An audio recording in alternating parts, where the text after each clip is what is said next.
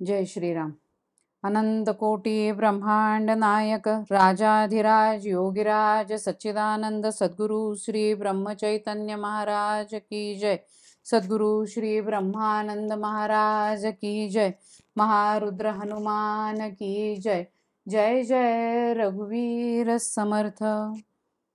13 कोटी रामनाम या संकल्पाला सगळ्यांकडून अभूतपूर्व असा प्रतिसाद आपण सर्वांनी दिला, त्याबद्दल सर्वांचं मनपूर्वक धन्यवाद आणि सगळ्यांना शुभेच्छा. केवळ आणि केवळ रामरायांची इच्छा व महाराजांची कृपा यामुळेच हे शक्य झालंय. म्हणूनच प्रथम श्री महाराजांना वंदन करून आजच्या ह्या भागाला आपण सुरुवात करूया.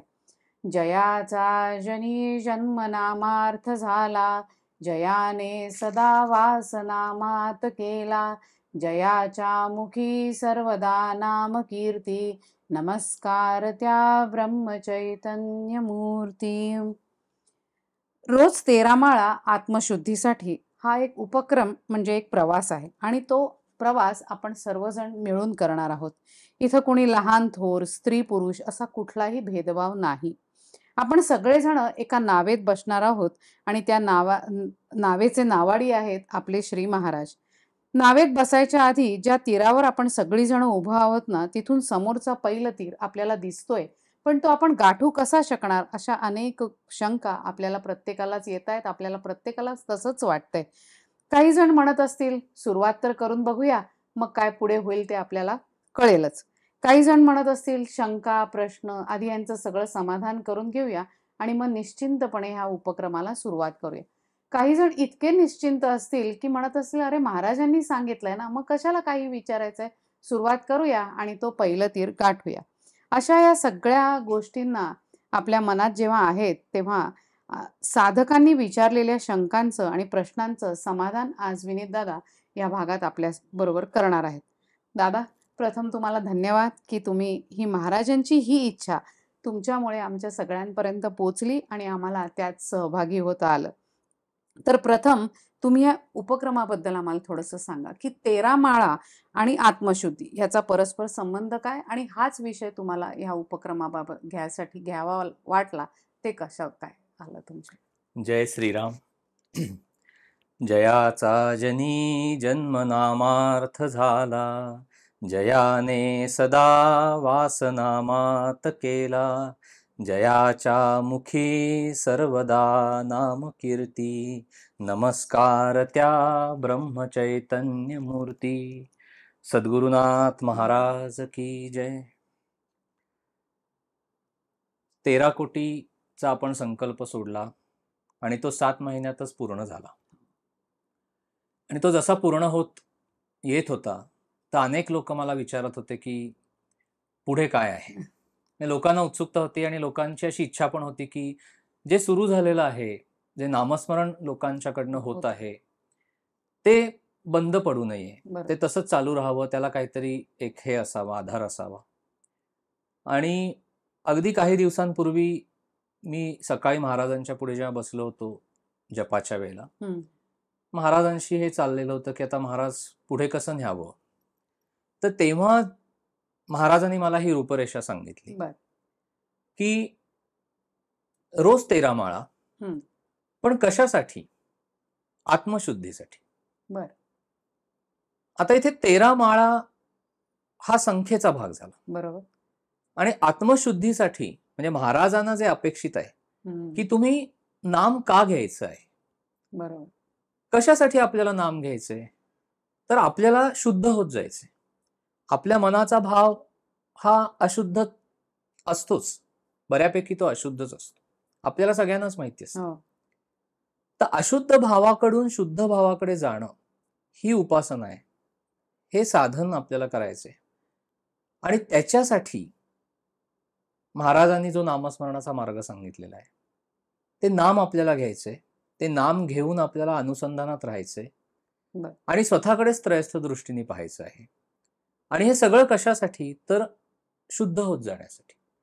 कारण परमात्मा हा शुद्ध आहे, त्या परमात्म्याचा अंश आपल्यामध्ये आहे, बरोबर. पण त्याच्यावर अशुद्धतेची इतकी आवरणं चढलेली आहेत की आपल्याला जर शुद्ध परमात्मा गाठायचा असेल तर ती आवरणं आपल्याला सगळी बाजूला करायला पाहिजेत आणि अधिकाधिक शुद्ध व्हायला पाहिजे. आणि हे नामाने साधतं. हम्म. आणि म्हणून आपल्याला नामाचं साधन आहे ते आत्मशुद्धीसाठी आहे. आता इथे हा जो विषय आहे, रोज 13 माळा हम्म. आत्मशुद्धीसाठी, हा काय विषय आहे? तर एक थोडंसं संख्येचं पण त्याला हे आहे, जोड दिलेली आहे. आणि असं विचारात घेतलेलं आहे की ही 108 मण्यांची माळ आहे. तर तुम्ही खूप घाईघाईने जप करू नका. बरोबर. महाराज जे सांगतात की नामसाधनेतून किंवा जेव्हा आपण महाराजांच्या पुढे बसतो, डोळे मिटलेले असतात, तर तुम्हाला शांत होत जायचंय, घाई करायची नाहीये. की माझा संकल्प अमुक अमुक आहे, त्याच्यासाठी मला इतका जप करणं रोजचा गरजेचा आहे आणि म्हणून मी फक्त तो जप करत जाईन, संख्या वाढत जाईल. पण मी माझ्या स्वतःमध्ये आज डोकून बघितलंय का? मी तेवढा आत शिरलोय का? म्हणून शांतपणे करायचंय. आणि जर 13 माळांचं गणित काय आहे की एक 108 मण्यांची माळ 3 ते 3.5 मिनिटं किंवा 4 मिनिटं आपण केली तर 13 चोक 52, साधारण एक 50 मिनिटं म्हणजे 45 ते 50 मिनिटाचा जप होणं अपेक्षित आहे. आणि तो एकदा सकाळी झाला, ती एक बैठक बसली नामाची, की मग आपल्याला दिवसभर त्या अनुसंधानामध्ये राहायचंय आणि आत्मशुद्धीकडे जायचं आहे. त्याच्यामुळे आपल्याला स्वतःच अवलोकन करायचं, ही त्याच्या मागची खरी तर संकल्पना. म्हणजे पहिल्या उपक्रमामध्ये आपण संख्येवर फक्त एक हे होता की 13 कोटी आपला उपक्रम आहे, म्हणजे संकल्प आहे आणि आपल्याला तो पूर्ण करायचा आणि ज्यांनी जेवढ्या जमतील तेवढ्या करायच्या आहेत. बरोबर. तर हे साधारण स्वरूप आहे. बरोबर. मग आता हा जप आपण कधीपासून सुरू करायचा आहे आणि कशा पद्धतीने सुरुवात करायची? म्हणजे आधी तुम्ही काही संकल्प सोडणार आहात का आपण आपल्या घरी कुठल्या दिवशी सुरुवात करायची? संकल्प नाहीये हा. म्हणजे सगळ्यांनी हे पहिलं लक्षात घ्या की हा उपक्रम आहे आणि इट इज सेल्फ असेसमेंट. हा कुठलाही संकल्प नाहीये. इथे कुठलीही जपसंख्या कळवायची नाही आहे की मी अमुक अमुक एवढा जप केला आणि तो महिन्याच्या शेवटी कळवला, संख्या झाली. हे नाही करायचंय आपल्याला. दिस इज ओनली सेल्फ असेसमेंट. 13 माळांचं फक्त त्याला एक हे आहे, जोड आहे की आपल्यालाच थोडंसं एक बंधन पाहिजे, आपल्यालाच थोडंसं काहीतरी त्याच्या मागे एक हे पाहिजे की नाही मला एवढं पूर्ण करायचंय. त्याच्याशिवाय तुम्ही 50 मिनिटं बसू नाही शकणार. तुम्ही 1-2 माळा केल्यात, 5 मिनिटात तुम्ही निघून गेलात, तर जे साधायचं आहे ती बैठक तयार व्हायला पाहिजे. कारण त्याच्यामुळेच तुम्ही स्वतःचं अवलोकन करणार आहात. त्या 50 मिनिटांमध्ये तुम्हाला आत शिरायचंय. जो हृदयस्थ परमात्मा आहे, हृदयामध्ये जे महाराज बसलेले आहेत, त्यांच्याशी आपल्याला जाऊन संवाद साधायचा आहे. त्याच्यामुळे आपण मनाने शांत शांत होत जायचंय आणि त्याच्यासाठी कमीत कमी 45 मिनिटं ते 50 मिनिटं वेळ देणं आपल्याला गरजेचं आहे. आणि म्हणून आहे तर हा उपक्रम वसुबारसेपासून सुरुवात करावी सगळ्यांनीच ह्या उपक्रमासाठी. गुरुवारी एकादशी पण आहे आणि संध्याकाळ नंतर वसुबारस आहे, म्हणजे गोवत्स द्वादशी ज्याला आपण म्हणतो. तर महाराजांचं गायींवर फार प्रेम होतं, तर अशी प्रेरणा झालेली आहे की वसुबारसेपासून आपण हा उपक्रम सगळ्यांनी सुरू करूया. आणि कसा सुरू करायचा आहे तर महाराजांनी कायम हे सांगत आलेले आहेत महाराज की पहाटेची वेळ नामस्मरणाला चांगली. तर आपल्याला सगळ्यांना वसुबारसेपासून पहाटे उठायचं आहे आणि 50 मिनिटं 45 ते 50 मिनिटं 13 माळा, बरोबर, 108 मण्यांच्या आपल्याला करायची. ठीक आहे, हरकत नाही. मग आता कसं आहे की हे तुम्ही आम्हाला स्वरूप सांगितलं, पण तरी सुद्धा आता लोकांचे काही प्रश्न असे आहेत की सकाळी आता बायकांना ज्या सर्व्हिस करतात किंवा पुरुषांना सुद्धा फर्स्ट शिफ्ट असते, काही असतं 7:30ला वगैरे निघत असतील, तर घरची कामं, नोकरी ह्यातनं त्यांना वेळ काढणं समजा शक्य नाही झालं, तर सकाळची 45 मिनिटं त्यांनी कशी ते डिवाइड करावीत किंवा असं काही डिव्हिजन केलं तर त्याचं चालणार आहे का? हो, आता हा बऱ्याच जणांनी विचारलेला प्रश्न आहे. ह्या 2 भाग आहेत. एक म्हणजे तुम्हाला सकाळी नाही वेळ होते फॉर जेन्युइन रिझन्स, की आता माझी बसच समजा कंपनीत जायला 7 वाजता येते, तर मी नाही सकाळी तेवढा वेळ देऊ शकत. किंवा गृहिणींना कामं आहेत, लहान मुलांच्या शाळा आहेत, किंवा घरी काही वृद्ध माणसं आहेत की त्यांचं करायला लागतंय, घरातल्या सगळ्यांचे डबे करायला लागतात. म्हणजे गृहिणींची जी काही सकाळची कामं असतात तर त्यावेळेला तुम्ही अवलोकन करा की मी दिवसातला कुठला वेळ, हा म्हणजे कुठली 45 मिनिटं मी ह्या सलग उपक्रमासाठी वेळेसाठी. देऊ शकणार आहे. बर 24 तासात ती नक्कीच मिळतात. म्हणजे शोधायला पाहिजे. ते तुम्ही शोधलं पाहिजे, की बाबा हा ठीक आहे, की मुलं माझी सकाळी शाळेत गेलेली असतात, ती दुपारी 3 वाजता येतात. मी थोडी कामं ॲडजस्ट करून मी हा थोडासा वेळ मी ह्या उपक्रमासाठी बरोबर. किंवा मी नामासाठी, म्हणजे उपक्रम हा सुद्धा त्याचा भाग आहे फक्त. हा आपल्याला साधायचंय काय? तर 45 ते 50 मिनिटं आपल्याला बसायचं आहे.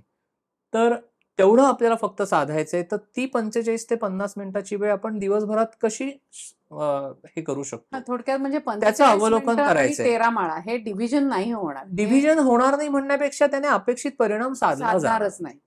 म्हणजे जी माणसं नोकरी करत आहेत, तर त्यांनी घरी आल्यानंतर हा काढावा 45 तो. मिनिटाचा वेळ त्यांना मिळतोय का हे बघावं. ठीक आहे. रात्री झोपायच्या आधी मिळतोय मिळतोय का का? ते बघावं.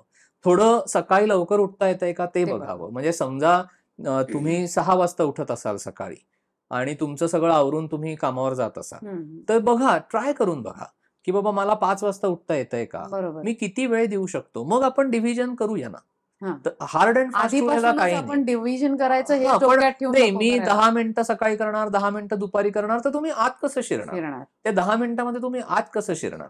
आपल्याला त्या मार्गावर चालायला सुरुवात करतानाच पहिला काही वेळ जातो. त्याच्यात बरोबर. तुम्ही सुरू तर करा. मग बघूया ना आपल्याला ह्याच्यात किती वेळ देता येतोय. बरोबर. म्हणजे थोडक्यात कोणी 45 मिनिटाचं डिव्हिजन करू नये किंवा आपली डिव्हिजन करू नये म्हणण्यापेक्षा नाही, पहिल्यांदा म्हणजे तुम्ही बघा, बघा की तुम्ही बाबा वेळ काढू कसा शकता. हां, की वेळ 45 मिनिटाचा कसा काढू शकताय? 45 ते 50 मिनिटाचा वेळ मी कधी काढू शकतोय? सकाळी काढू शकतोय, दुपारी काढू शकतोय, रात्री झोपायच्या वेळेला काढू शकतोय. पण कधीतरी तुम्हाला काढायला लागणार. सलग काढल्याशिवाय अगदी होणार तो नाही. कधी मला शक्यच नाहीये for my very genuine reasons. तर मग तो 20 मिनिटं, 20 मिनिटं असा तरी करा. म्हणजे काही लोकांनी विचारले की आमच्या घरी आजारी व्यक्ती आहेत, त्याच्यामुळे ते कुठल्या वेळेला हां, त्यांना एक आपण- प्रश्न असा आलेला होता, की मिस्टर आजारी आहेत हां. आणि त्यांनी हाक मारली तर मला उठावं लागणार आहे आणि हे अगदी स्वाभाविक. स्वाभाविक आहे. तर काही हरकत नाही, महाराजांना पण ते माहिती असतं. हम्म. तर महाराज दरवेळेला म्हणतात, की तुम्ही तुमची कर्तव्य चुकवू नका. बरोबर आहे. तर तुम्ही तेवढ्यापुरतं उठा. तुमच्या मिस्टरांचं काय काम असेल किंवा काय आजारी व्यक्तीचं काय काम असेल, ते तुम्ही करून पूर्ण घ्या. करा आणि तुम्ही पुन्हा येऊन पुन्हा बसा. येऊन बसा. असं ठीक आहे, म्हणजे आता हे खरंच हा जेन्युइन जेन्युइन रिझन आहे आणि हे स्वाभाविक आहे. आणि काही लोक आता आणि प्रवास त्याचा करत हे असतात. करू नका, की बाबा बापरे आता मी उठलो, आता हां, माझी म्हणजे ती त्याची हे काही पाप लागलाय आपल्याला नो, नो, आणि नो, आपला नाही, खंड नाही, पडलाय खंड आणि पडलाय आता- किंवा हां. नाही, मुळात पाप पुण्य हा विषय डोक्यातनं काढूनच टाकला हे पाहिजे. असतो लोकांच्या किंवा कडे. एक देवाविषयीची भीती असते, भीती असते. तीही काढून टाकली पाहिजे, की बाबा आता काही होईल का? किंवा मी आता मध्येच उठले किंवा मध्येच उठलो, आता काही होईल का? नाही, नाही. काही होणार नाही. कारण मनातल्या मनात ते चालूच असतं ना. हम्म. तुम्ही आजारी व्यक्तीची किंवा कोणी तुम्हाला काही कामासाठी बोलवलं, तर मनातल्या मनात श्रीराम जयराम जय जयराम हे चालूच असतं. आणि किंवा तोच मनातल्या अभ्यास आहे मनामध्ये आपला. महाराजांची आठवणी चालूच असते, हो. की आपण कुठलंही कर्तव्य जरी करत असलो, तरी मनातल्या मनात ते चालूच असतं. त्याच्यामुळे बरोबर आहे. तुमचं काही ते अनुसंधान चुकलेलं आहे अशातला काही भाग नसतो. तुम्ही फक्त बैठकीतनं उठता, पण परत तुम्ही येऊन येऊन बसू बसता. शकता. आणि मग काही लोक आता आपल्याला हा वर्षभर उपक्रम करायचा आहे, तर लोकांचे प्रवास घडतात किंवा जागा बदलते. हो, तुम्ही हां. प्रवासामध्ये सुद्धा ध्यान करू शकता. हा जागा म्हणजे बदलली तरी सुद्धा हां, काही म्हणजे नाही. जागा बदलली तरी सुद्धा 1-2 दिवसासाठी किंवा अशी ती बदलू शकते. म्हणजे कारण जप न होण्यापेक्षा किंवा ध्यान न होण्यापेक्षा एक वेळ जागा बदलली तरी चालेल. चालेल. पण जेव्हा तुम्ही घरी आहात, तेव्हा मात्र तुम्ही घरी तुमची एक जागा ठरवून घ्या, बर की बाबा तिथे कुठलाही तुम्हाला हां, म्हणजे डिस्टर्बन्स येणार नाही. तुमचं आसन ठरवून घ्या. तुम्ही तुमची जागा ठरवून घ्या. बर आणि सुरुवात करायच्या आधी तुम्ही आसनाला पण नमस्कार करा. महाराजांना बोलवा. रामरायाला बोलवा, मारुतीरायाला बोलवा. आवाहन करा, आवाहन करा. की सांगू नका, हां, आवाहन करा. आवाहन करा, की तुम्ही या. माझ्याकडनं तुम्ही जप करवून घ्या. करवून घ्या. म्हणजे करते पण राहत नाही आपल्याकडे. हम्म. आणि मग महाराज खरंच येतात. हो. म्हणजे जसं आपण दासबोध जेव्हा वाचतो तेव्हा मारुती रायांसाठी पाठ ठेवतो, ठेवतो. अशी पद्धत आहे. हो हो म्हणजे असं आपण समजतो, बरोबर. की अशी श्रद्धा आहे आपली आणि ती खरीच आहे, की मारुतीराय तिथे येतात ऐकायला. येतात ऐका. तर आपला जप ही लोकच घडवून आणत असतात. बरोबर आहे. देव, परमेश्वर, परमात्मा, सद्गुरू हाच तुमच्याकडून नामस्मरण घडवून आणत असतो. महाराज म्हणतात ना, की देव त्याचं नाव ते तुमच्या मुखातनं तो स्वतःच घेत असतो. त्याच्यामुळे अशा पद्धतीने जा. म्हणजे बोलविता धनी तोच बोलविता आहे. धनी महाराज आहेत. हं. नामस्मरण करवून घेणारे हां, पण महाराज सगळंच आहेत. त्याच्यामुळे आपण अशा ह्याने जाऊ नये, की बापरे मला हे जमेल का? मुळात तो ब्लॉक कारण डोक्यात ठेवून नका जाऊ. कारण हे ह्यातनं काय साध्य करायचंय, बरोबर आहे. आपल्याला आपली अंतर्शुद्धी करायची आहे.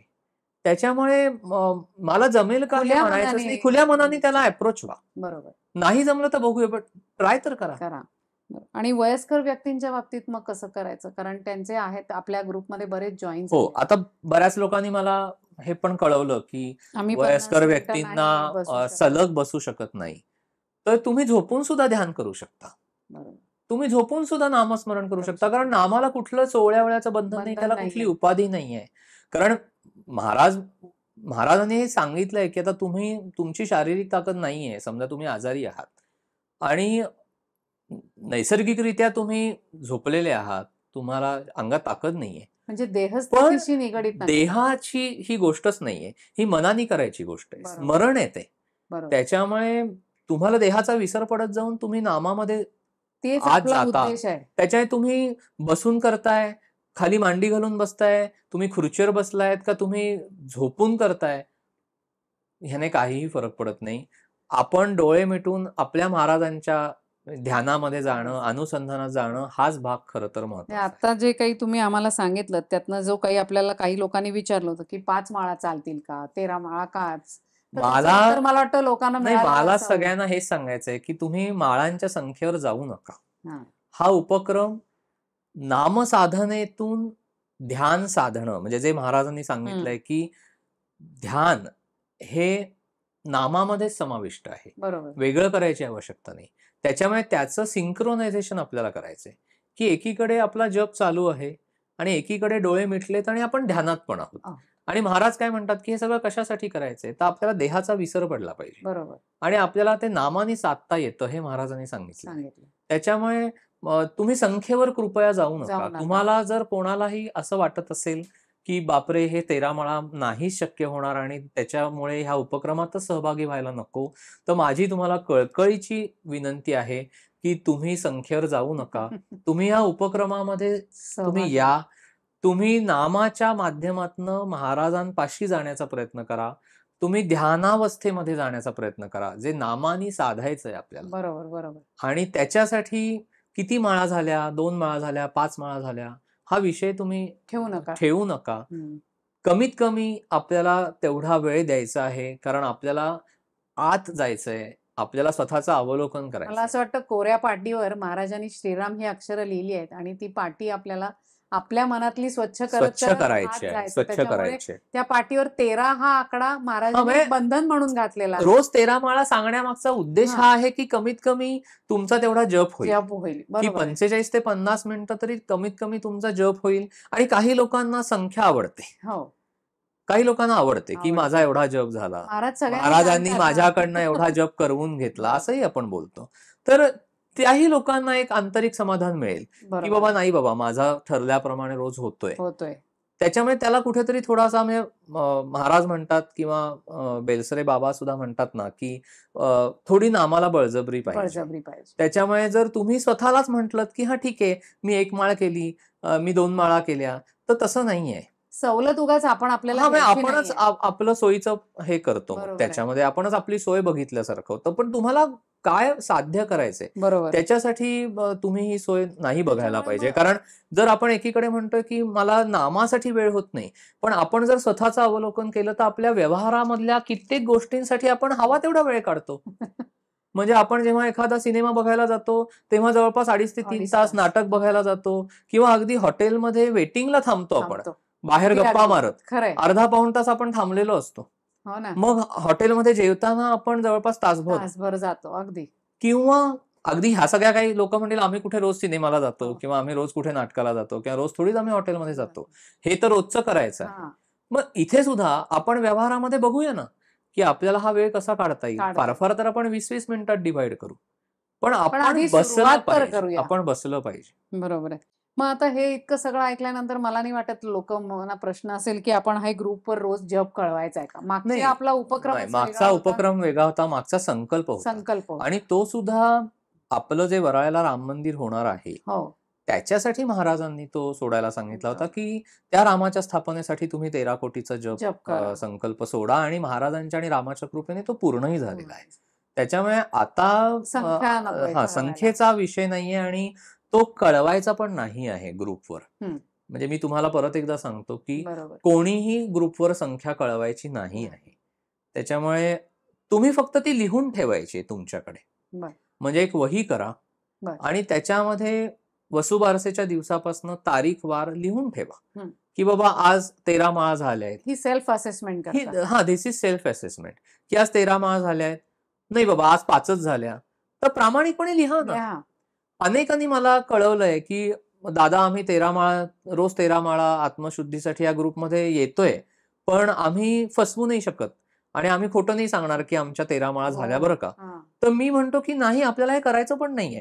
तुमच्या 2 माळा झाल्या ना, तुम्ही लिहून ठेवा वहीमध्ये की आज 2 Quality. झाल्या. हम्म. पण त्या जर 2 माळा करत असताना तुम्ही महाराजांशी जर एकदम कनेक्ट झालात तर जे तुम्हाला मिळणार आहे ना ते तुम्ही ते साध्य मिळालं. करण्याचा प्रयत्न करा. बरोबर. मग तुम्ही त्याच्यामध्ये नका पडू की बाबा माझी आज 1च झाली 2च झाल्या.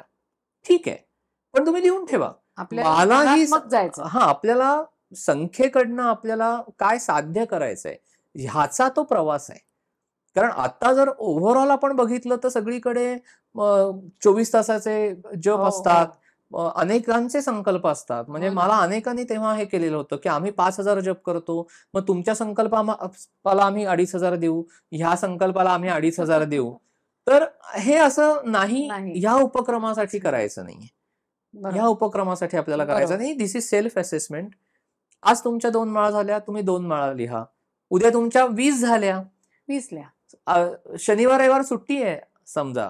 अनेकांना आणि शनिवार का रविवार 50 सुट्टी मिनिटं असते. झाली म्हणून तुम्ही उठायला पाहिजे असं नाही ना. तुमचं एकदा कनेक्शन लागलं. एक्झॅक्टली. मला वाटलं पुढे म्हणजे बसावं असं. कारण काय होतं, पहिली 15-20 मिनिटं तर विचार वाहून जाण्यात अक्षरशः. जातात. हो. त्याच्या पुढची खरी 20-25 मिनिटं असतात. बरोबर. आणि नंतर तुम्हाला ह्याचा अनुभव येईल की महाराज जे सांगतात की वेगळं ध्यान करायला नकोय. तुम्ही एकीकडे रामाचं नाम घेता घेता, म्हणजे नाम घेता घेता तुम्ही देहाला विसरताय आणि तुम्ही तुमचं नामही एकीकडे चालू आहे, एकीकडे महाराजांशी तुमचा संवादही चालू आहे, तुमच्या सद्गुरूंशी. बरोबर. आणि तुम्हाला अनेक प्रश्नांची उत्तरं पण मिळतायत. तुमचं मन शांत होतंय, तुमचं मन स्थिर होतंय आणि तुम्हाला कळतंय की आपण काय वागायला चुकतोय, बरोबर. कुठे चुकतंय आपलं. मग ती लिंक आपण कशाला हा, तर उठायचं ना 50 नाही. आणि मिनिटं काय येतं. काही वेळेला तुमचे डोळे हे आतून असे खेचले जातात बर ह्या प्रक्रियेमध्ये. बर बर. म्हणजे जेव्हा खरं ध्यान लागलेलं असतं तेव्हा डोळे आतनं खेचलेले असतात. तर तुम्ही इतकं घड्याळ लावू नका की हा 45 मिनिटं झाली, 50 मिनिटं झाली. तसं नाही, शांतपणे ते रिलीज होऊ देत. ओके. आणि it takes some time to release yourself. त्याला 5 ते 7 मिनिटं 8 मिनिटं जातात आणि मग पूर्ववत डोळ्यांचा यायला. भाग आणि तो सगळा थोडा आतून तो रिलीज होत जातो आणि मग तुमचं डोकं थोडंसं जड झालेलं असतं, बरोबर. भ्रूमध्याच्या इथे थोडंसं जड झालेलं बरोबर, असतं. बरोबर. ह्या सगळ्या प्रोसेसला तुम्ही सामोरे जा बरोबर. आणि मग हळूहळू हळूहळू तुम्ही शांत व्हा. And then you will realise की महाराजांना काय अपेक्षित अपेक्षित आहे. आणि हे जेव्हा तुम्ही डे बाय डे प्रॅक्टिसनी जेव्हा पुढे जाता त्यामुळे जाता तुमची त्यावेळेला एक- तुम्हाला कळतं की सद्गुरूंना तुमच्याकडनं खरं काय आणि अपेक्षित. आपण तेवढं जाऊ शकतो. आपण देहबुद्धीकडे लक्ष आपणच दिल्यामुळे म्हणतो की मला जमणार नाही, तर माझे मग ते पाय- कधीच हां, जमत नाही. नाही. खरंय खरंय. मग आता हे सगळं करताना सकाळी जेव्हा आपण पहाटे उठून सुरुवात करणार तर ह्याच्यासाठी आपल्याला काय शुचिर्भूतता पाळणे आवश्यक आहे? म्हणजे शुचिर्भूतता म्हणजे महाराजांनी ही गोष्ट सांगितली की नामाला सोवळ्या वेळाचं बंधन बंधन नाहीये. नाही. त्याच्यामुळे आंघोळ करायलाच पाहिजे वगैरे असं काही असं काही नाहीये. तो नाही. तुमच्या मनाचा भाग आहे. तुम्ही अगदी तोंड धुवून आपण जसं नेहमी हातपाय सुरुवात करतो. तोंड धुवून बसतो, तसं बसायचं आहे. बसायचं. फक्त बसायच्या आधी मी मगाशी तुम्हाला म्हटलं आसनाच्या विषयी, तसं अजून एक सांगतो की तुम्ही दिवा लावा. हम्म. दिवा लावा. जर तुम्हाला चालत असेल तर तुम्ही एखादा धूप किंवा उदबत्ती लावा बर. आणि मग तुम्ही ह्याला बसा. बरं. त्याने खूप वेगळ्या तऱ्हेचा हे येतो, कारण एक अनुभव. स्पंदन उत्पन्न होतात. उत्पन्न होतात आणि आणि दिवा- आपण जे म्हणतो की अग्नीच्या साक्षीनी तो खरंय. तुमचं नामस्मरण होतं. कारण आपण बघितलंय की राम म्हणजे रम बीज आहे हो. आणि ते अग्नी स्वरूप आहे. स्वरूप आहे. त्याच्या खरंय. जेव्हा तुम्ही दिवा लावता, अग्नी प्रज्वलित करता, तेव्हा ते रम बीज तिथे उत्पन्न होतं. उत्पन्न होत आणि महाराज पुन्हा म्हणतात की जेथे नाम तेथे माझे प्राण. प्राण. त्याच्यामुळे महाराज पण येतात बरोबर. आणि मारुतीराय पण आलेले म्हणजे असतात. खरं तर त्याच्यामुळे- महाराजांनी आपल्याला टप्प्याटप्प्याने या उपक्रमाकडे आणलंय. आधी हा. रामरक्षा भाग 1 झाली, रामरक्षा भाग 2 झाली आणि दुसऱ्या भागात तुम्ही म्हणाला होतात की जेव्हा 45 ते 50 मिनिटं तुम्ही कराल तेव्हा म्हणजे खरं तर गीतेसारखं झालंय. पहिल्या अध्यायातच त्यांनी दुसऱ्या अध्यायाची सुरुवात केलेली आहे. खरंय. त्याच्यामुळे ह्या अध्यायातनं पण आपल्याला पुढे पुढे- काहीतरी महाराज देणार आहेत. तर आता काही जणांचं म्हणणं असं होतं की आम्ही श्वासावर जप करतो, हम्म. तर मग आम्ही माळ घेत नाही, तर मोजता येणार नाही, तर चालेल. संख्याच चालेल. रोज 13 माळा त्याला करस्पॉन्डिंग 45 ते 50 मिनिटं आहेत. बरोबर. त्याचे तुम्ही श्वासावर जप करत असाल तर तुम्ही 50 मिनिटं बसा. बर काही प्रॉब्लेम नाही. महाराजांनी पण सांगितलंय की श्वासावर तुम्ही हे करा, म्हणजे त्याला फारसं महत्व देऊ नका. पण महाराज जेव्हा सांगतात की एकाग्रता साधत नाहीये किंवा बरोबर. तुम्हाला खूप विचार येत आहेत, त्यावेळेला तुम्ही श्वासावर जप केला तरी चालणार मग आहे. काही लोक काउंटर घेतात. शक्यतो काउंटर घेऊ नका. हं. म्हणजे काउंटर किंवा मोबाईलवर काही मोबाईलवर. जण करतात, हो तर शक्यतो तसं करू नका. कारण जेव्हा आपण माळ हे करतो, एक एक मणी जेव्हा खाली खेचतो, आता हे बोट आपण वापरत नाही, बरोबर तर इथे अग्नितत्व असतं. बरोबर. म्हणजे ह्या इथे अग्नितत्व आणि इथे पृथ्वी तत्व आहे. हो. त्याच्यामुळे आपला देह हा पृथ्वी तत्वाने जड आहे तो. हो. त्याच्या जेव्हा तुम्ही मणी फिरवता तेव्हा तुमची देहबुद्धी कमी कमी होत जाते. बरोबर आहे. त्याच्यामुळे आपण हे बोट लावत नाही, नाही पण इथून मणी खाली खेचतो. बरोबर. त्याच्यामुळे नैसर्गिकरित्याच तुम्ही तुमचीच देहबुद्धी कमी हा म्हणजे पृथ्वी तत्वला घर्षण होतं आणि तुमची देहबुद्धी कमी कमी होत जाते. त्याच्याने शक्यतो काउंटर किंवा मोबाईल वर नको. जपसंख्या, कारण आता इथे जपसंख्या आपल्याला काउंटच करायची आहे. नाहीये नाहीये बरोबर आहे. आणि अगदी मगाशी बरोबर. सांगितलं तसं तुम्ही जर श्वासावर नाम घेत असाल तरी काही हे नाहीये. तुम्ही 45 ते 50 मिनिटं बसणं अपेक्षित आहे. एका आजीने आपल्याला विचारलं होतं की त्या घरी एकट्या आहेत सर्वस्वी आणि तब्येत साथ देत नाही, तर हा जो मार्ग आहे आपला त्या ह्या उपक्रमात त्यांना सहभागी नक्की व्हायचं आहे. हळूहळू तो पहिलं तीर गाठायचा आहे. तर मग मी ह्या उपक्रमात सहभागी कशा पद्धतीने होऊ ते तुम्ही मला वाटतं आता नाही, मगाशी सांगितलं. बोललो तसं की त्या आजींना समजा बसता येत नसेल तर त्यांनी झोपून झोपून ध्यान राहा. करावं. ज्या दिवशी आणि नाही उलट होणार त्या दिवशी हा ज्या दिवशी त्यांना खूप आजारपणामुळे नाही होणार, तर महाराज ते सांभाळत असतात. म्हणजे खरं तर ना, आपण जेव्हा नामाच्या साधनेमध्ये असतो आणि महाराजांच्या बरोबर अनुसंधानामध्ये असतो ना, तेव्हा खरं तर निम्म पाऊण नाम हे महाराजच घेत असतात. आपल्यासाठी. आपल्याला ते लक्षात येत नाही. बरोबर. आणि ते कधी लक्षात येतं, त्याची खूण कशी ओळखायची, की रात्री झोपल्यानंतर जेव्हा पहाटे जेव्हा आपल्याला जागृती येते हां. आणि जेव्हा श्रीराम जयराम जय जयराम सुरू होतं ना, हो, हो. तेव्हा हे लक्षात घ्या की की रात्रभर महाराज नाम घेत होते. खरंय. हे लक्षात घ्या. आणि ही महाराजांची आपल्यावर कृपा आहे. कृपा आहे. अगदी खरंय. आता काही जण ह्या ग्रुपमध्ये जॉईन तर झाली आहेत, पण मगाशी म्हटलं तसं त्यांचं पुन्हा संख्येकडे लक्ष आहे. मग जबाबदाऱ्या कमी झाल्यावर मी आत्मचिंतन करेन, जबाबदाऱ्या झाल्यावर मी महाराज सांगतात हे कधीच घडणार नाही. म्हणजे संसाराला महाराजांनी जोपर्यंत- सांगितलंय की परिस्थिती चांगली आली की नाम घेईन असं म्हणणारा कधीच नाम घेत नाही. हे महाराजांनी सांगितलेलंच मी तुम्हाला सांगतो. महाराजांचं तत्वज्ञान आहे हे, की परिस्थिती चांगली आली की मी नाम घेईन असं म्हणणारा कधीही नाम घेत नाही. कारण परिस्थिती चांगली असं कधीच नसतं. नसतं. काहीतरी आपल्याला त्यात काहीतरी सापडतच असतं. त्याच्यामध्ये नैसर्गिकरित्याच परिस्थिती प्रत्येक वेळेला अनुकूल असेल असं नाही. नाहीये. म्हणजे अगदी तुम्ही आजारी पडलात तर तुम्हाला हॉस्पिटलमध्ये नेताना सुद्धा अँब्युलन्स पटकन वेळेत मिळेलच असं नाहीये. बरोबर आहे. पण तुम्हाला महाराजांवर भरोसा पाहिजे की ठीक आहे, माझे श्वास त्यांच्याकडे आहेत. त्यांच्याकडे. पाहिजे तेव्हा नेतील. बरोबर. त्याच्यामुळे या असल्या तुम्हाला उलट जेव्हा तुम्ही अस्वस्थतेच्या काळामध्ये आहात, तेव्हा महाराज सांगतायत ना, की अस्वस्थतेच्या काळामध्ये घाबरून जाऊ नका. मी आहे. तुम्ही जास्तीत जास्त नाम घ्या. बरोबर. हा, माझी आता ही परिस्थिती जाऊ दे किंवा मी आर्थिक परिस्थितीच्या म्हणजे विवंचनेमध्ये आहे किंवा शारीरिक काही व्याधी आहे किंवा मला काही अमुक अमुक त्रास आहे आणि मग हा सगळा संपला की मग की मी मी नाम अगदी घेईन, सर्व. तर असं नाहीये. नाही. मग तुमचा उद्देशच साध्य साध्य कसा कसा होणार? परत तुम्ही संख्या तुम्ही आता उलट अस्वस्थतेच्या काळामध्ये महाराजांच्या पुढे जास्त बसा लवकर अनुभव येईल आणि तुम्हाला तुम्ही त्याचा. बसा नाम घ्यायला. महाराजांना प्रार्थना करा की महाराज मी फार अस्वस्थ आहे आणि मला ही फार माझ्या राशी वेळ आली आहे, महाराज बघा बघा काहीतरी. काहीतरी महाराज तुम्हाला त्यातनं बाहेर काढतील, पण त्याच्यासाठी तुम्ही बसलं तर पाहिजे. बसलं तर पाहिजे. आधी काहीतरी आपण आपल्याकडनं केलं तर पाहिजे. आणि अस्वस्थता हळूहळू क्षीण होत जाते. म्हणजे हा मी वैयक्तिक घेतलेला बरोबर. अनुभवाने सांगतो की महाराजांच्या पाशी जेव्हा बसतो तेव्हा कितीतरी वेळेला अस्वस्थता आलेलीच आणि असते. मग परिस्थिती काही असली तरी परिस्थिती काय फरक बदलत पडतो? जाते. हम्म. आज अनुकूल असलेली परिस्थिती उद्या प्रतिकूल होते. होऊ शकते. मग तेव्हा काय त्याच्यामुळे तुम्ही नाम आज थांबवणार चांगलं का? झालेलं नाम उद्या मग तुम्ही काय हे करणार आहात का? थांबवून तसं नाही नाहीये. टाकायचं. हो. ठीक आहे, कदाचित तुम्हाला ते नाम घेताना तेवढा आनंद त्या मिळेल- क्षणी मिळणार. मिळणार नाही असं तुम्हाला वाटेल. पण पण त्यांच्या तुम्ही चरणी ते रुजू हा झालेलं तुम्ही असेल. स्थिर व्हाल, तुम्ही अशा अवस्थेकडे जाल की ठीक आहे, कुठलीही परिस्थिती आली तरी मी मनाने स्थिर आहे आणि हम्म. मी ते सगळं करू शकतोय. बरोबर. आणि आता आणि आपल्या महाराज त्यातनं बाहेर काढतात.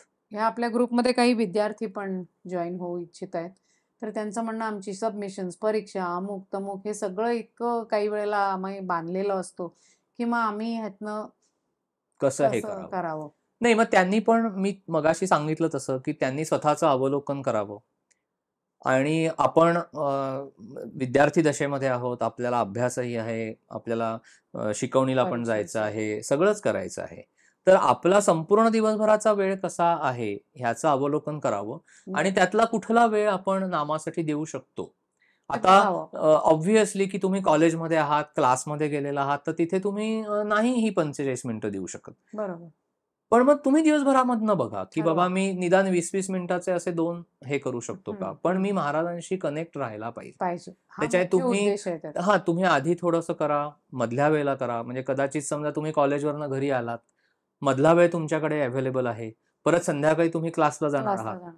तर मधल्या वेळेमध्ये तुम्ही नक्कीच तो वेळ तो वेळ काढू काढ. शकता. म्हणजे जर तुम्हाला करायचं असेल ना, तर तुम्ही करू शकता. इच्छा तिथे मार्ग मिळेल. इच्छा तिथे मार्ग आहे. कारण आपल्याला कॉलेजमध्ये मित्रांबरोबर गप्पा मारताना तास 2 तास कसे जातात हे कळत नाही. खरंय. मग तिकडनं आपण कुठेतरी जेवायला जातो, खायला कॉफी प्यायला जातो, जातो. कॉफी प्यायला जातो. हे सगळं करताना आपल्याला भरपूर वेळ असतो. बरोबर. नंतर आपण सगळीकडे फिरायला आपल्याला वेळ असतो.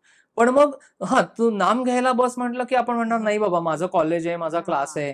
मग मी कसं काय सगळं करणार? तसं नाही. तुम्हाला जर हे साध्य करायचं असेल ना, तर तुम्हाला जसा परीक्षेत चांगले मार्क मिळवायचे असतील तर अभ्यास करायला पाहिजे.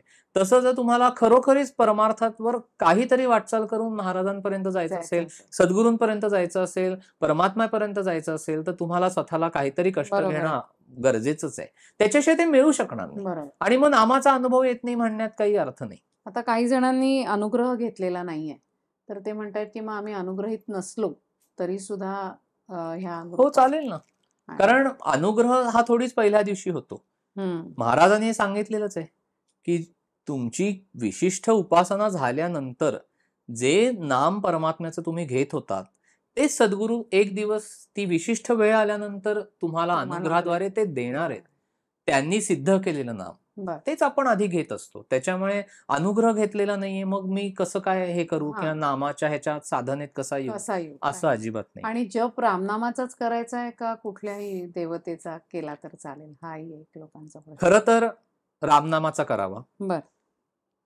म्हणजे महाराजांनी रामनाम घ्या म्हणून सांगितलंय, सर्व संतांनी सुद्धा सांगितलंय. शंकरांनी. कारण प्रत्यक्ष शंकरांनी ते कंठी धारण केलेलं आहे अगदी अगदी. रामनाम. खरं. कारण रामनामाशिवाय तरणोपाय नाहीये. हो. पण महाराज म्हणतात ना, मला शंकराचा भक्त सुद्धा आवडतो. हो. काही जणांना महाराजांनी तसेही हे सांगितलेले आहेत, उपदेश केलेले आहेत. त्याच्यामुळे जर तुम्ही जी काही तुमची उपास्य देवता असेल, सद्गुरू असतील, त्यांचं नाम घेतलं तरी सुद्धा चालेल. कारण मला अनेकांनी सांगितलंय, की दादा आम्ही श्रीराम जयराम जय जयराम सुरू केलंय, पण एक 2 ते 5 मिनिटात ओम नमो भगवते वासुदेवायच येतंय. येतंय. किंवा श्री गुरुदेव दत्त येतंय किंवा दिगंबरा दिगंबरा सगळे देव सारखेच आहेत. काही विषयच नाहीये. कारण त्यांच्यामध्ये सुद्धा विष्णू तत्व आहे, हो. शिवतत्व आहे, सगळंच आहे. बरोबर. त्याच्यामुळे कोणी गणपतीचे उपासक आहेत, कोणी देवीचे उपासक आहेत, दत्त महाराजांचे आहेत, शंकराचे आहेत. मुळात आपलं काहीही साध्य काय आहे हे हां, आधी म्हणजे लक्षात तुम्ही घ्या. कुठल्याही देवतेचा जप करा. मग तुम्ही कृष्णाचा करा, ओम नमो भगवते वासुदेवाय करा, श्रीराम जयराम जय जयराम करा, ओम नमः शिवाय करा, श्री गुरुदेव दत्त म्हणा, तुम्ही काहीही म्हणा, पण देवाचं नाम घ्या. नाम घ्या. आणि ते कमीत कमी 45 ते 50 मिनिटं घ्या. हे मुख्य आहे. हे मुख्य आहे. म्हणजे तुम्ही सद्गुरूंचा जप करा. काही जणांनी विचारलंय, की आम्ही श्री गजानन जय गजानन म्हणतो, आम्ही काही श्री स्वामी समर्थ असा जय स्वामी समर्थ असा जप करतो. ठीक आहे. तुम्ही त्या सद्गुरू तत्वाशी कनेक्ट होताय ना त्या जपातनं, हेच साधायचंय आपल्याला. पण तुम्ही तेवढा वेळ द्या, बस बाकी काही नाही. आतापर्यंत आपण हे सगळं नाम, जपसंख्या, कुठला जप करावा, कसा करावा इथपर्यंत आलो. आता आत्मशुद्धीसाठी आपल्याला जो दुसरा भाग आहे महाराजांनी सांगितलेला, की एखादी घटना लिहायची आहे, तर त्याविषयीचे जे काही प्रश्न आहेत त्याच्याकडे आता आपण वळूया, की भूतकाळात घटना अशी घडली आहे, जशीच्या जशी महाराजांना ती लिहून आपण निवेदन करायची आहे का? आता ह्या बाबतीत मी सगळ्यांना सांगू इच्छितो, खूप जणांचा ह्या बाबतीत गोंधळ झालेला आहे. काय लिहायचं आहे? तर जे तुम्हाला आजही टोचणी देतंय मनाला. बर. म्हणजे भूतकाळामध्ये घडून गेलेली घटना आहे. आता एकांनी मला विचारलं, की महाराज म्हणतायत, की भूतकाळाची आठवण करू नका, भविष्यकाळाची चिंता करू नका, वर्तमानात जगा. बरोबर आहे. पण मी जेव्हा उद्याचा दिवस पाहीन तेव्हा आजचा दिवस भूतकाळामध्ये जमा होतो. बरोबर. पण उद्या जर मी आदल्या दिवशी काय घडलंय ह्याची टोचणी माझ्या मनाला असेल तर ती भूतकाळाचीच टोचणी नाही का? हो बरोबर आहे. हो बरोबर आहे. आता महाराजांचं तत्वज्ञान आपण एकांगी बघायला नाही पाहिजे. महाराज काय सांगतात, जे काही आहे ना ते तुम्ही मला येऊन सांगा. बर. हे सगळं का करायचंय? म्हणजे भूतकाळामध्ये घडून गेलेली एखादी घटना आहे ज्याची तुम्हाला काही टोचणी नाहीये आता, धरून चला की ती घटना घडून गेली आणि तुम्ही त्यातनं बाहेर पण आलात, तर परत नव्याने त्या आपण म्हणतो ना जखमेवरची खपली का काढणं. काढायची? खपली धरलेली असेल तर ती काढायची नाही. बर. ती महाराजांच्या कृपेने महाराजांनी ती ती जखम जखम भरून गेली. भरून काढली, लोणी लावलं आणि भरून काढली. बर. ते लिहायचं नाही आहे. काय लिहायचं आहे? 10 वर्षापूर्वी घडलेली घटना आहे, 5 वर्षापूर्वी घडलेली घटना आहे, मागच्या महिन्यात घडलेली घटना आहे, काल घडलेली घटना आहे किंवा आज सकाळी घडलेली घटना आहे. आणि महाराज मी नाही त्यातनं बाहेर येऊ शकत आहे. सगळं झालं, महाराजांना सांगून झालं, सगळं झालंय, पण मी नाही बाहेर येऊ शकत आहे. लिहून काढा. लिहून काढा. खूप फरक पडतो. हा अनुभव मी स्वतः घेतलेला आहे.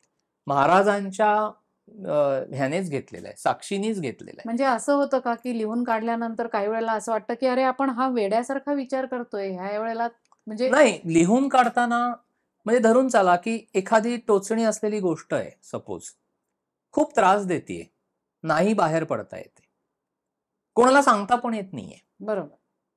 म्हणजे तुम्ही हे स्त्री पुरुष स्त्री पुरुष हा भेदच नाहीये इथे. बरोबर. म्हणजे एखाद्या व्यक्तीला तिच्या जोडीदाराला सांगता येत नाही, आई वडिलांना सांगता येत नाही. मग असं वाटतं बापरे मी हे आई वडिलांना कसं सांगू, भावाला काही सांगता येत नाही, किंवा तुमची मुलं थोडी मोठी झाली असतील पण तुम्ही नाही मुलांशी ह्या गोष्टी शेअर करू शकत आहे. तुम्हाला कुठेतरी असं वाटतं की बापरे मी कसं काय लोकांना सांगू, आणि लोक अक्षरशः ते ओझं घेऊन जगतायत आज. म्हणजे माझ्याकडे जेव्हा लोक येतात आणि सांगतात ते कितीतरी वर्षांपूर्वीचं काहीतरी सांगतात आणि लोकांना सांगताना एक भीती असते की तो काय त्यातनं समज. अजूनही आम्ही त्या धक्क्यातनं बाहेर पडलो नाही. अजूनही आम्हाला त्याची जाणीव आम्हाला आजही मनामध्ये त्रास देते आणि नाही कळत आहे कसं बाहेर यायचं. तर मी हा स्वतः उपाय केलेला आहे, म्हणून तुम्हाला अगदी प्रामाणिकपणे सांगतो की मी लिहून काढायचो, आजही लिहून काढतो. आजही एखादी गोष्ट मला अस्वस्थ करणारी ठरली, मी लिहून काढतो, महाराजांना सांगतो, महाराज पण प्रामाणिकपणे लिहा. म्हणजे तुमचं जर चुकलं असेल तर तेही लिहा की हो महाराज ह्या प्रसंगामध्ये माझ्या तोंडून अपशब्द बाहेर पडले, 4 शिव्या बाहेर पडल्या, मी वाटेल तसं वागलेलो आहे. मग माझ्या जोडीदाराबरोबर असेल किंवा कोणाचा त्रास होत असेल, ऑफिसमध्ये कोणाचा त्रास होतो, घरी नाही सांगता येत, म्हणजे लोक अक्षरशः कुढत जगतायत. हो ना. आणि तुम्ही लिहून काढा, तुम्ही बघा, हे करून बघा. बरोबर. त्याच्याशिवाय तुम्ही त्यातनं बाहेर नाही पडणार. आणि तुम्ही प्रामाणिकपणे महाराजांना सांगा की महाराज मी तुमच्यासमोर बसणार आहे, मी लिहून काढतोय. कदाचित ते लिहिता लिहिताला आपल्याला जाणीव होत असेल आणि त्या भावना मोठट होत जातात हळूहळू. तुम्ही लिहून काढलात ना की तुम्ही सगळे रिलीज होता, अक्षरशः रिलीज होता, काहीही राहत नाही. करते पण आपण जे घेतलेलं असतं ओझं घेतलेलं आहे की खूप साठवलंय जड होतो आपण आणि अक्षरशः आपण दिवस ढकलत असतो. म्हणजे महाराजांनी सांगितलंय, नाम घेतो, गोंदवलेला जातो, सगळं काही करतो, सगळ्या वेगवेगळ्या संकल्पांमध्ये सामील होतो, कुठे काय 3 दिवसाचं शिबिर आहे, इकडे जा तिकडे जा, सगळं करतो. पण तुम्हाला जर विचारलं की तू खरंच मनाने पूर्णपणे हे आहेस का, तर तो माणूस म्हणेल नाही रे बाबा, किती आत आहे भरलेलं. हो ना, खरंय. म्हणून काही वयस्कर व्यक्तींना लिहिणं शक्य नाहीये, तर त्यांनी काय करायचं? मग त्यांनी मनातल्या मनात सांगा. बरं, ठीक आहे. लिहिण्याचा अट्टहास करू नका अशा व्यक्तींनी. बरं. आणि लिहिलेला जो मजकूर आहे तो त्या व्यक्तीपाशी त्यांनी ठेवायचा. हो, कारण एकाने मला विचारलं हे सगळं लिहून झाल्यानंतर ह्याचं काय करायचं, किंवा हे दुसऱ्या कोणी वाचलं तर परत पुन्हा पंचायत. आता ह्यात 2 गोष्टी आहेत. तुम्हाला असं वाटलं की नाही मी एक वही करणार आहे, म्हणजे मी सगळ्यांना आवाहन करतो, हे कोणावरही बंधनकारक नाही, तुम्ही एक वही करा. कारण हा लॉंग लाईफ असलेली गोष्ट आहे. म्हणजे उपक्रम जरी आपण म्हणत असलो वर्षभराचा आहे, तरी त्या उपक्रमामध्ये जे काही आपल्याला मिळालेलं आहे, महाराजांच्या कृपेने जे मिळणार आहे ते आपल्याला आयुष्यभरच फॉलो करायचं. त्याच्यामुळे एक सरळ सगळ्यांनी वही करा तुम्ही एकदा शांतपणे दिवसातला थोडा थोडा वेळ काढा. तुम्ही प्रामाणिकपणे विचार करा की नक्की मला कुठल्या गोष्टी त्रासदायक होत आहेत आजही. बर ज्या भूतकाळातल्या गोष्टी तुम्हाला त्रासदायक होत नाहीत, जस्ट फॉरगेट अबाउट इट. त्या लिहिण्याची आवश्यकता नाही. बर ती गोष्ट घडून गेली. म्हणजे महाराजांचं तत्वज्ञान तिथे फॉलो करायचं. भूतकाळाची आठवण करू नका. पण महाराजांनी सांगून सुद्धा भूतकाळाची आठवण होत असेल, होत असेल. मग महाराजांचं दुसरं तत्वज्ञान की मला येऊन सगळं सांगा. एकांगी तत्वज्ञान बघायचं नाही. चारही बाजूनी महाराजांनी सगळं सांगितलंय. Maharaj was the psychologist, the psychologist. महाराजांसारखा सायकोलॉजिस्टच नाही. त्यांना तुमच्या मनाचं सगळं माहिती आहे. त्याच्यामुळे तुम्ही त्यांना जाऊन सगळं सांगा. काय सांगायचं, काय वहीमध्ये लिहायचं, ज्याची टोचणी मला आज आहे आत्ता या क्षणी सुद्धा. जर तो विषय काढला तर मला डोळ्यातनं पाणी व्हायला लागणार आहे, माझे हातपाय थरथरायला लागणार आहेत, मला भीती वाटणार आहे कशाची तरी, किंवा मला भयंकर दुःख काहीतरी होणार आहे, मला उमाळा येणार आहे, मी स्वतःला आउट ऑफ कंट्रोल होणार आहे. अशी जर गोष्ट असेल ना तर तेवढीच फक्त लिहायची आहे. उगाच सगळ्या बारीक नो 10 वर्षापूर्वी हे घडलं, त्याचा मला आज त्रास होत नाहीये ना, कशाला परत अजिबात लिहायचं नाही. आणि कुठलेही ह्याच्यामध्ये महाराजांचे अनुभव पण लिहायचे नाहीयेत. काहीही करायचं नाहीये आपल्याला. पण मग त्या लिहून आठवणी पुन्हा त्याचा त्रास होईल का असं लोकांना वाटतंय? नाही, आता त्रास होतोच आहे ना. आता हो बरोबर आहे. आपण दोन गोष्टींमध्ये फरक करतोय. एकाने लिहिलंय की ओरखडे काढल्यासारखं आहे किंवा खपली काढल्यासारखं आहे, तर ते नाहीच करायचंय ना. जी गोष्ट तुम्हाला आज त्रासदायक होत नाहीये ती तुम्ही नाहीच लिहायची आहे. जी गोष्ट तुम्हाला आजही त्रास देतीये, आधी घडून गेलेली, आणि भूतकाळ म्हणजे काय 5-10 वर्षापूर्वीचा नाही, कालच्या दिवसालाही भूतकाळच म्हणतात. हो बरोबर. कालच्या क्षणाला सुद्धा भूतकाळच म्हणतात. त्याच्यामुळे असं घडू शकतं की संध्याकाळी एखादी घटना घडली आणि झालं, सगळं संपलाय विषय. तर उद्या पहाटे जेव्हा महाराजांपुढे बसाल ना, पहिला प्रयत्न करा की नामसाधनातनं ध्यान, त्यातनं बाहेर येण्याचा प्रयत्न करा. लगेच लिहायला पण बसण्याची आवश्यकता नाहीये सगळ्यांना. म्हणजे आपण वसुबारसेला सुरू केलं आणि वसुबारसेला सुरू केलं आणि धनत्रयोदशीला तसं नका करू. खूप ह्या सगळ्या गोष्टी टेक्निकल फॉलो करू नका.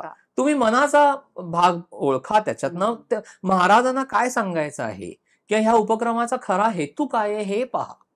फार टेक्निकल होतात लोक. एवढ्या माळा करायच्या, एवढ्यातनं हे करायचंय, 4 वाजले 5 वाजले, असं करू नका. बरोबर. किंवा लिहायला सांगितलंय ना दादांनी, चला वही पेन घ्या, लिहायला सुरुवात करा, तसं करू नका. तुम्ही स्वतःच्या मनाचं अवलोकन करा. जाऊ देत ना महिनाभर, पहिला नाही लिहिलं तरी काही पहिल्या महिन्यात बिघडणार. हे बघा, एक गोष्ट मी सगळ्यांना सांगू इच्छितो की आपल्याला जप संख्या फक्त लिहून ठेवायची, ती कळवायची नाही. अनुभव तुमच्यासाठी म्हणून लिहून ठेवायचा आहे, तो कोणालाही वाचून दाखवायचा नाही आहे. त्याच्यामुळे लगेच लिहायला बसायची आवश्यकता नाही. पण तुम्हाला खूप टोचणी असलेल्या अनेक गोष्टी मनात साठवलेल्या आहेत, मग मात्र तुम्ही सुरू करा आणि महाराजांना लिहून ते वाचून दाखवा. तुम्हाला मी माझ्या अनुभवाने सांगतो की खूप खूप रिलीज होतो आपण. सगळं अक्षरशः हलकं होतं एकदा ते लिहून काढलं. कारण काय होतं, ते मेंदूत साठवलेलं, मनात साठवलेलं आहे, ते सगळं जेव्हा तुम्ही लिहिता तेव्हा ते सगळं बाहेर पडतं तुमच्या ह्याच्यातनं बाहेर पडतं, ते कागदावर जातं. इथून थोडासा त्याचा इम्पॅक्ट कमी होतो. आता काही जणांचं म्हणणं आहे की आपण जेव्हा आता महाराजांशी जप करताना सकाळचे जे काही बसणार आहोत 50 मिनिटं, त्यात महाराजांशी संवाद साधला जातो, मग आपला जपात खंड पडेल असं होईल का? नाही, ह्या दोन्ही गोष्टी सिंक्रोनायझेशननी साधायच्या आहेत. म्हणजे कसं आहे की एकीकडे जप चालू आहे, एकीकडे महाराजांशी संवाद पण चालू आहे, एकीकडे तुमचं म्हणजे नामही चालू आहे, विचारांचं सगळं चालू आहे, सगळं एकदमच होतं. आणि हळूहळू त्यातनं तुम्ही जो अपेक्षित परिणाम साधायचा आहे तो साधता. कारण हे सगळं करण्यामागचा हेतू काय आहे हे पहिलं आपण सगळ्यांनीच लक्षात घ्यायला पाहिजे की आपल्याला नामाची बैठक जेव्हा 45 ते 50 मिनिटाची तयार होते, त्याच्यातनं तुम्हालाच लक्षात येतं की माझ्या मनामधले काय अशुद्ध भाव आहेत, कुठे माझे विकार मला त्रास देत आहेत. तुम्ही आदल्या दिवशी कोणाशी तरी भांडला आहात, त्या व्यक्तीचं मन तुम्ही दुखावलेलं आहे, खूप क्रोध झालेला आहे, जेव्हा दुसऱ्या दिवशी आपण महाराजांच्या पुढे बसतो तेव्हा महाराजांना आपण कन्फेस करायला पाहिजे की महाराज माझं चुकलेलं आहे आणि मी उगीच माझ्या बायकोवर ओरडलेलो आहे किंवा मी उगीच माझ्या ऑफिसच्या सहकार्याबरोबर मी भांडलेलो आहे किंवा त्याला मनातल्या मनात शिव्या घातलेल्या आहेत. कारण म्हणजे मनाचा भागच महाराजांना माहिती असतो, परमात्म्याला मनच माहिती असतं. देहाने तुम्ही सिव्हिलाइज सोसायटीमध्ये राहत असल्यामुळे 4 लोक मला नावं ठेवणार नाहीत ह्या हिशोबानेच वागता. बरोबर आहे. तुम्हाला कितीही वाटलं की आपल्या सिनियर माणसाला 4 शिव्या घालाव्या तरी आपल्याला नोकरीची चिंता आहे ना, कारण तो नोकरीला काढून टाकेल. पण तुम्ही मनातल्या मनात त्याच्या केबिन मधनं बाहेर येताना त्याला मनातल्या मनात शिव्या घालून बाहेर येत आहे. बरोबर आहे.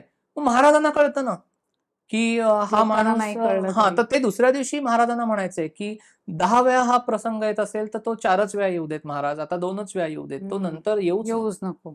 मग असे विकार कुठले आपल्याला छळतायत. काहींना खूप वासना असतात, शारीरिक वासना असतात, खाण्यापिण्याची वासना असते, पैशाविषयीचे अत्यंत लोभ असतो. म्हणजे जे षडविकार आहेत, सगळे षडविकार काही प्रत्येकामध्ये काही तेवढ्या प्रमाणात नसतात, त्याचं परमिटेशन कॉम्बिनेशन असतं. म्हणजे काही जणांना खूप लोभ असतो की भयंकर ते लोभाने ग्रस्त असतात, काही जणांना मत्सर असतो, कोणाचीही चांगली गोष्ट त्यांना पाहवत नाही. कुठे काही चांगलं चाललंय वाटलं की ह्यांच्या मनामध्ये अशुद्ध भाव उत्पन्न होतो, कोणाला मग क्रोध जास्त येत असतो. सर्व तऱ्हेचे विकार असतात. हे त्या 50 मिनिटांमध्ये आपल्याला शोधायचंय, अवलोकन करायचंय की माझा नक्की कुठला विकार मला जास्त छळतोय. आणि महाराज मला तुम्ही तुमची कृपा करा, परमात्म्या तू कृपा कर आणि हा विकार माझा क्षीण होऊ दे.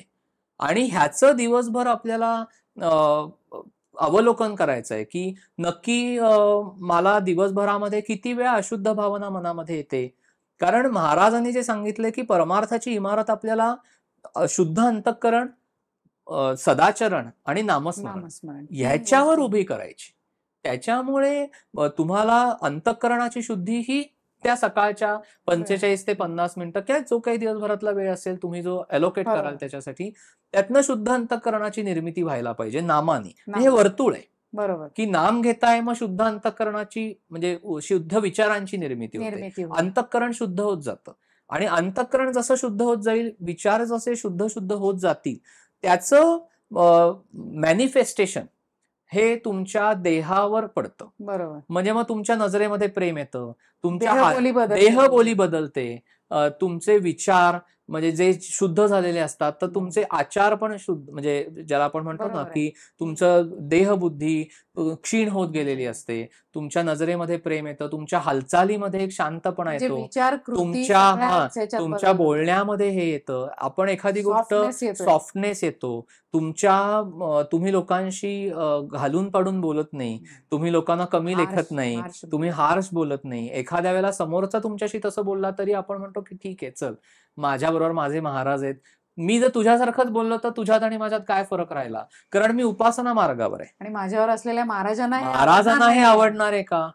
बरोबर आहे. सतत आपल्या मनात राहील. आणि अशा पद्धतीने हा काही दुबळेपणा नाहीये. ही गोष्ट सगळ्यांनी लक्षात घ्या की आपण सदाचाराने वागणं म्हणजे दुबळेपणा नाही. आपण जास्त उलट स्ट्रॉंग होतो परिस्थितीला फेस करण्यासाठी. वाटेल ती परिस्थिती आली तरी आपण त्याला तोंड देण्यासाठी सक्षम होतो, कारण आपल्याला माहितीये की महाराजांना काय आवडतं आणि काय आवडत नाही, आणि मी नाहीच तसं वागणार आहे. त्याच्यामुळे महाराज म्हणतील की 2 तऱ्हेची कर्तव्य आहेत माणसाला, की एक स्व म्हणून कर्तव्य आहे आणि देहाचं कर्तव्य आहे. स्व म्हणजे काय, जे परमात्म्याचा अंश तुमच्यामध्ये आहे ते कर्तव्य मी पूर्ण करीन, म्हणजे काय, नामस्मरण करीन, पण मी देहाने कसाही वागीन तर ते नाही चालणार. दोन्ही आणि लोक अशा माणसाला नावं ठेवतात, लोक साधनेलाच मग नावं ठेवतात की अरे तुम्ही तर माळा घेऊन फिरत असता सगळीकडे आणि तुम्हाला 2 गोड शब्द बोलता येत नाही, मग काय तुमच्या ह्याचा उपयोग आहे. आणि ह्याच्यामुळे आपल्या सद्गुरूंना बट्टा लागतो. बरोबर आहे की एवढं सुद्धा तुम्हाला हे करता येत नाही. एकीकडे तुम्ही सांगताय ना की मी अमुक अमुक हे करतो, माळा ओढतो, हे करतो, आम्ही स्तोत्र म्हणतो, आम्ही पाठांतर करतो, आम्ही पारायण करतो, आणि तुम्हाला व्यवस्थित वागताच येत नाही कोणाशी, तर हे महाराजांना नाही आवडत. म्हणजे ते दोन्ही गोष्टी एकात एकच. आणि म्हणून हा जो हे आहे आत्मशुद्धीसाठी की शुद्ध करत जायचंय आपल्याला. बरोबर, ठीक आहे. की आधी 100 वेळा तुम्ही चुकीचं वागत असाल, आता तुम्ही 50च वेळा चुकीचं वागताय. मग आता तुम्ही 10च वेळा चुकीचं वागताय, 5 वेळा चुकीचं वागताय. महाराजांनी सांगितलंय की सुधारणा एका दिवसात घडणं अपेक्षितच नाहीये. आणि ही कोणाची कशी घडेल ह्याच्याशी it will take some time. time. आणि तुम्हाला पेशन्स ठेवायला पाहिजेत. हम्म. म्हणजे श्रद्धा आणि सबुरी, जे साईबाबांनी बरोबर. सांगितलंय. श्रद्धा ठेवा आणि सबुरी ठेवा, मग सगळं काही होणार आहे. हो ना. आता एकांचा प्रश्न असा आहे की मला लिहून काढायला जमणार नाही, कारण म्हणे मी बाकी सगळं करतोय, महाराजांशी संवाद साधतोय, झालेल्या चांगल्या वाईट गोष्टींशी महाराजांशी बोलतोय, पण मला लिहायला जमणार नाही, माझी एकाग्रता हे सगळं करून सुद्धा साध्य होत नाहीये. नाही, ठीक आहे. आता हा ज्याचा त्याचा वैयक्तिक विषय आहे. आपण म्हणजे कंपल्शन आपण त्याला हे नाही करू शकत. पण तुम्हाला जर मगाशी सांगितलं त्याप्रमाणे टोचणी खूप आहे, तर लिहून काढा, बघा लिहून काय होतं. प्रयत्न तर करा. प्रयत्न तर करा. नाही समजा झालं तर ठीक आहे, प्रयत्न करून बघायला काय हरकत आहे. आणि ते होणारच. तुमचं सगळं तुम्ही हेच होता, म्हणजे अगदी मोकळे होऊन जाता. मला वाटतं जे जे प्रश्न आपल्याला विचारलेले होते त्याची सविस्तर आणि लोकांचं शंका समाधान होईपर्यंत आपण तो कन्सेप्ट आणि क्लिअर केलेला आहे. हो, आणि ह्याच्यातनं मला अजून म्हणजे आपण आता ह्या उपक्रमाचं एक साधारण स्वरूप सांगूया, हो. की हा एक भाग झाला की 2 वह्या तुम्ही करणं अपेक्षित आहे. बर. एका वहीमध्ये जे घडतंय, आता भूतकाळ, वर्तमानकाळ, भविष्यकाळ हे आपण बाजूला ठेवू. बाजूला ठेवूया. जे तुमच्या आयुष्यामध्ये घडतं आहे आणि ज्याची टोचणी तुम्हाला लागती आहे, ज्यातनं तुम्ही बाहेर पडू शकत नाही आहात, ते सर्व गोष्टी लिहून काढणे. ज्यांना ते नाही शक्य त्यांनी तुम्ही नुसतं सांगा महाराजांना, निवेदन करा. निवेदन करा. ज्यांना शक्य आहे त्यांनी ते लिहा, त्याचाही अनुभव त्यांना मिळेल. हा एक भाग झाला. बरोबर. दुसरी जी तुम्ही वही कराल त्याच्यामध्ये तुम्ही रोजचं जो काही संख्या तुमची झालेली आहे ती तुम्ही लिहून ठेवा, की बाबा आज 2 माळा झाल्या, 5 माळा झाल्या, आज 13 झाल्या, आज शनिवार रविवार मला सुट्टी आहे, मी आज जास्त वेळ बसलो होतो, आज माझ्या 25 झाल्या. ठीक आहे, लिहून ठेवत जा. सेल्फ असेसमेंट, की बाबा माझा जपाचं मी जर महिन्याच्या शेवटी बघितलं तर कळेल की आज 2च झाल्या, उद्या 5 झाल्या, परवा झाल्याच नाहीत, अजून एखाद्या दिवशी खूप झाल्या. बर. सेल्फ असेसमेंट आहे. तर अशा प्रत्येकाने 2 वह्या कराव्या. आणि आपल्याला ह्या उपक्रमाच्या अंतर्गत महाराजांनी जो एक हे दिलेला आहे, प्रेरणा दिली आहे, की महाराजांच्या तत्वज्ञानावर आधारित आपण आठवड्याला एक विचार किंवा एक तत्वज्ञान आपण घेणार आहोत अभ्यासण्यासाठी. म्हणजे उदाहरण म्हणून सांगतो की समजा या आठवड्यामध्ये आपण हा विचार घेतला की मी कोणाची निंदा करणार नाही, बरोबर. परनिंदा विष्ठे समान माना असं महाराजांनी सांगितलंय. तर मी निंदा करणार नाही हा जर विचार घेतला तर महाराजांच्या कृपेने त्याच्यावर जे काही विवेचन किंवा निरूपण होईल ते सगळ्यांना प्रसारित केलं जाईल. बर. युट्यूबच्या माध्यमातून. ते आपण सगळ्यांनीच, म्हणजे मी पण ते ऐकणार आहे.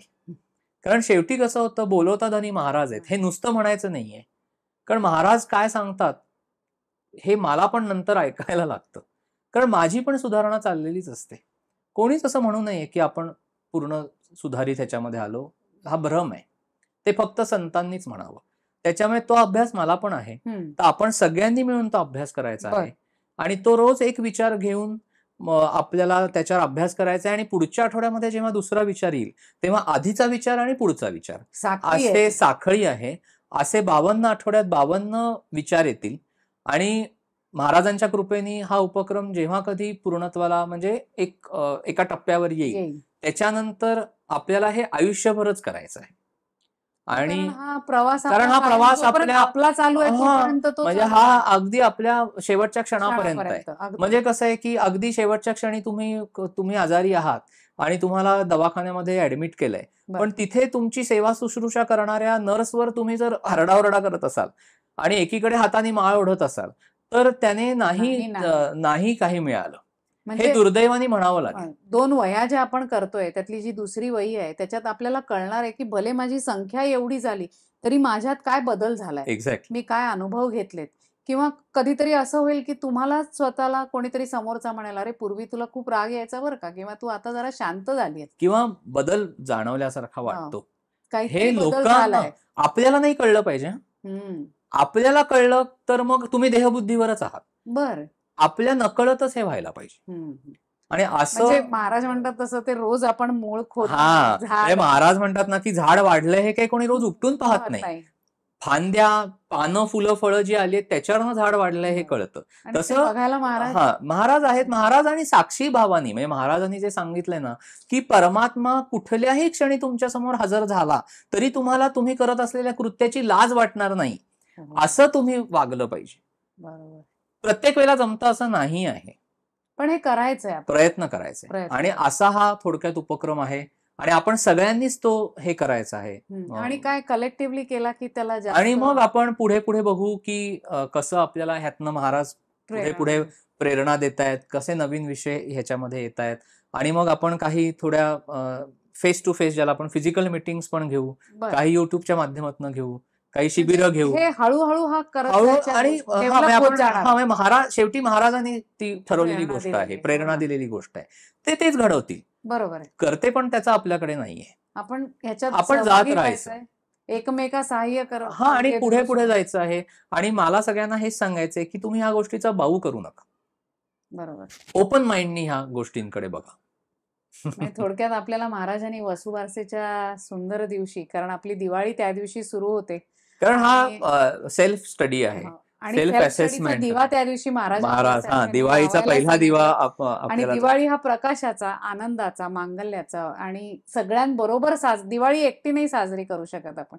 सण आणि सोहळे हे सगळ्यांच्या बरोबर आणि सद्गुरूच्या अधिष्ठानाने आपण सुरुवात करतो. तर महाराजांनी अतिशय सुंदर एक आपल्याला उपक्रम, सुंदर दिवशी, आणि आज त्याची सगळी सुरुवात कशी करा, काय करा, आपल्या मनात असलेले सगळे ग्रह सगळे बाजूला सारा आणि फिटे अंधाराचे जाळे, असं म्हणत म्हणत आपण एका नवीन कोश विणायला सुरुवात करूया. बास. इच्छा हीच आहे की महाराजांना जे अपेक्षित आहे ना, खरं तर आपल्या सगळ्यांकडनं, ते न्याय आपण दिला पाहिजे. बरोबर. म्हणजे नुसतं असं नाही की महाराज आमचे सद्गुरू आहेत, आम्ही अनुग्रह घेतलाय, आम्ही गोंदवलेला जातो, तसं नाहीये. त्यांना जे अपेक्षित आहे, म्हणजे आपण पण आपला ना एक तो कम्फर्ट झोन आता सोडायला हवाय. आपण फार ह्याच्यात आहोत, थोडंसं ह्याच्यामध्ये अडकल्यासारखं होतं. तर ती उपासना सुद्धा अशी मुक्त व्हायला पाहिजे. म्हणूनच तो ती अडकून पडली नाही पाहिजे. दिव्यावरची आपली काजळी काढून आता आपल्याला जो परमात्मा आपल्या हृदयामध्ये स्थित आहे त्याच्यावर जे आवरणं जमा झाली आहेत ना, जाळी जळमट, बरोबर, जसं दिवाळीला आपण घर स्वच्छ करतो, तसं आता मनाची शुद्धी आपल्याला वसुबारसेच्या दिवसापासून करायची. मला महाराजांचं खरंच धन्यवाद पण कमी आहेत त्यांच्यासाठी, असं म्हणणं आपण की त्यांनी दिवस बघा कसा निवडलाय की वसुबारस, गोवत्स द्वादशी, रमा एकादशी पण आय थिंक, आणि रमा एकादशी, दुपारनंतर हे आहे गोवत्स द्वादशी आहे. त्याच्यामुळे महाराजांचं गायींवर फार प्रेम होतं. आणि एकादशी विष्णूचं हे आहे. आपण सगळेच जण माऊली आहे, त्याच्यामुळे तिला आपली काळजी आहे. आणि आपण सगळेच जण ह्याच्यामध्ये छान ह्याने उपक्रमात ह्याने येऊया आणि प्रामाणिकपणे येऊया.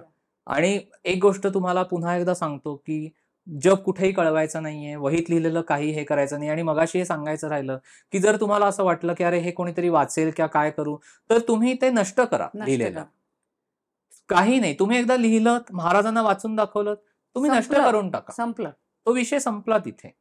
त्याच्यामुळे तुम्ही तेही हे बाळगू नका. तुम्हाला जर असं वाटलं तर एक त्यात छोटीशी हे सांगतो की महाराजांची पोथी किंवा आपण एखादा धर्मग्रंथ वाचत असू ना, त्याच्या खाली ती वही ठेवा आणि आपण एका छान ह्याच्यामध्ये जसं आपण पोथी हे केलेली असते, ती बरोबर वही त्या पोथीच्या खाली जाते. ती काही कोणाला लक्षात येणार नाही. ते तुमच्या पुरतच. त्याच्यामुळे आपण सगळेजण एकमेकांच्या बरोबरीने महाराजांनी आपल्या धरलंय, आपल्याला हाताशी असं धरून आपण सगळेजण पुढे जाऊ. आणि महाराजांचं जे आराध्य दैवत आहे, ज्यांच्यावर महाराजांचं अतिशय प्रेम आहे, त्या प्रभू रामरायाला एकदा वंदन करूया आणि त्याला सांगूया, बाबा रे, महाराजांच्या कृपेने आम्ही सगळीजण या प्रवासात सामील होणार आहोत आणि हा प्रवास अंतकाळापर्यंत, शेवटच्या श्वासापर्यंत असा चालू राहू दे. आणि तुला जे आमच्याकडनं अपेक्षित आहे, ज्या कारण आपण शुद्ध झाल्याशिवाय ते आपल्याला स्वीकारणार नाहीये. परमात्मा शुद्ध आहे, त्याच्यामुळे आपण अशुद्ध आहोत. त्याच्यामुळे आपल्याला अशुद्धतेकडनं शुद्धतेकडे जायचं. आत्मशुद्धी साधणं हाच खरं तर उपासनेचा आहे, गाभा आहे. तर त्या रामरायाला एकदा म्हणूया, दामोपहर्तारं दातारं सर्व संपदां लोकाभिरामं श्रीरामं भूयो भूयो नमाम्यहम्. जय श्रीराम. धन्यवाद दादा. जय श्रीराम.